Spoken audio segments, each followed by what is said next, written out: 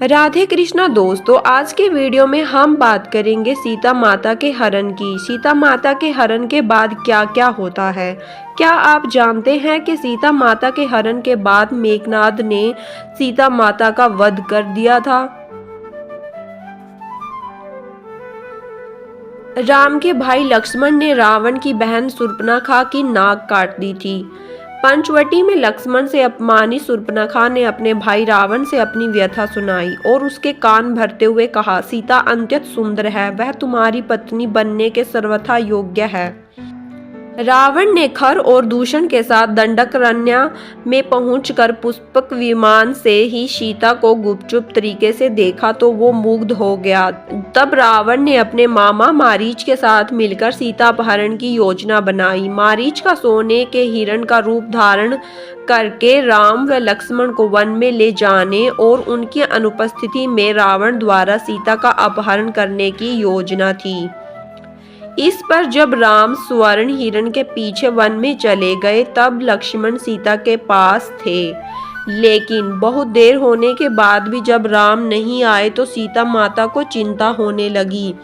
तब उन्होंने लक्ष्मण को भेजा। राम और लक्ष्मण की अनुपस्थिति में रावण सीता का अपहरण करके ले उड़ा।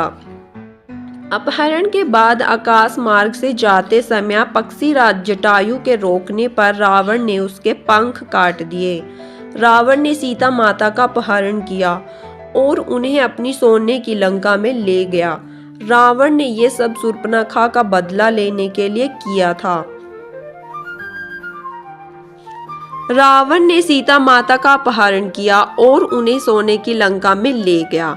अपहरण के बाद माता सीता 2 वर्ष तक रावण की अशोक वाटिका में बंधक बनकर रही, लेकिन इस दौरान रावण ने सीता माता को नहीं छुआ।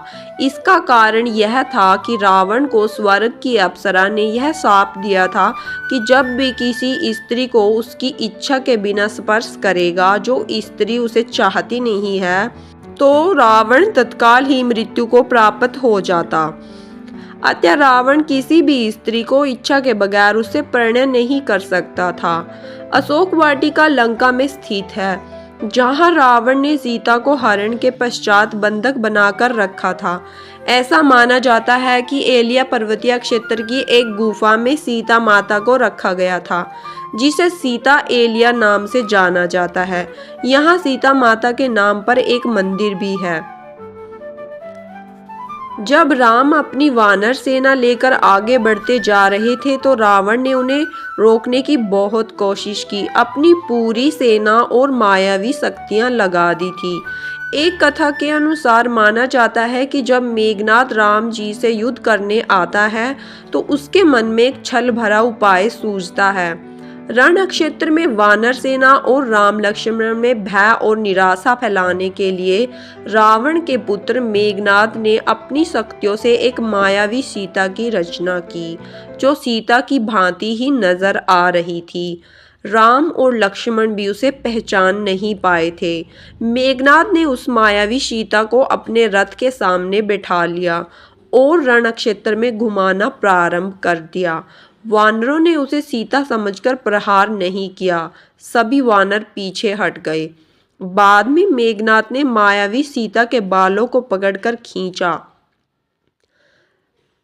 तथा सभी के सामने उसके 2 टुकड़े कर दिए। यह दृश्य देखकर वानर सेना में निराशा फैल गई।